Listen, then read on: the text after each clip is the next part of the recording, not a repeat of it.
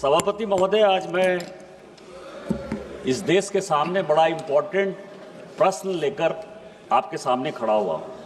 ये संविधान है सर, और विपक्ष जो है लगातार संविधान बचाने की बात कर रहा है। इसका आर्टिकल 14, 15, 16 ये कहता है कि धार्मिक आधार पर किसी प्रकार का कोई डिस्क्रिमिनेशन स्टेट नहीं करे।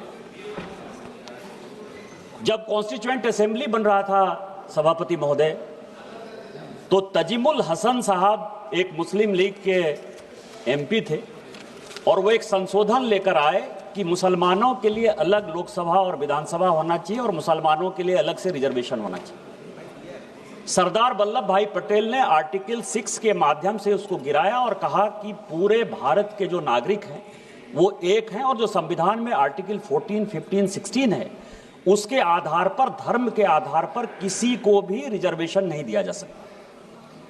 इसके बाद कांग्रेस जो है, कांग्रेस का हाथ मुसलमानों के साथ, मुसलमान की राजनीति के साथ, उन्होंने आर्टिकल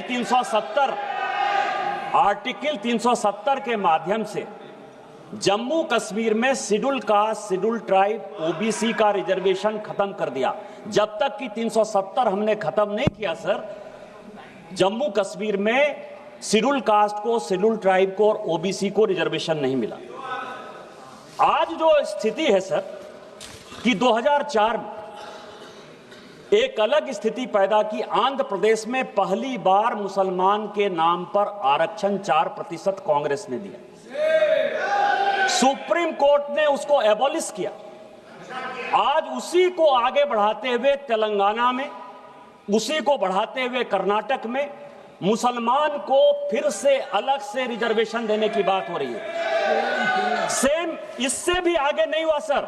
2011 में यूपीए की सरकार ने, जो केंद्र सरकार और राज्य सरकार यूनिवर्सिटी चलाती है, चाहे अलीगढ़ मुस्लिम यूनिवर्सिटी है, चाहे जामिया मिलिया यूनिवर्सिटी है, उसमें schedule caste, schedule tribe, OBC के रिजर्वेशन को नौकरी में और एडमिशन में पूरा का पूरा खत्म कर दिया सर।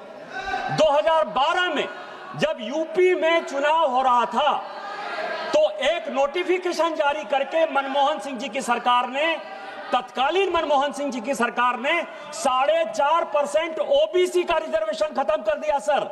ये वही कांग्रेस है जिसने मंडल कमीशन का विरोध किया।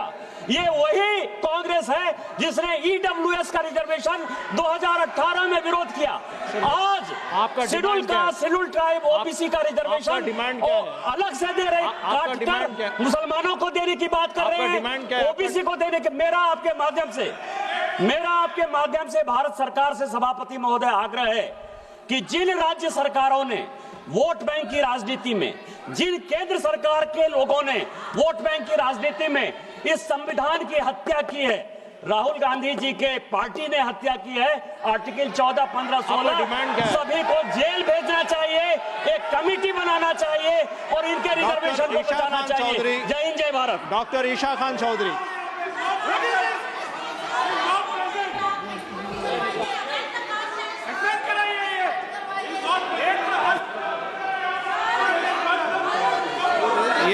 ये जो कह रहे हैं, I will check the record,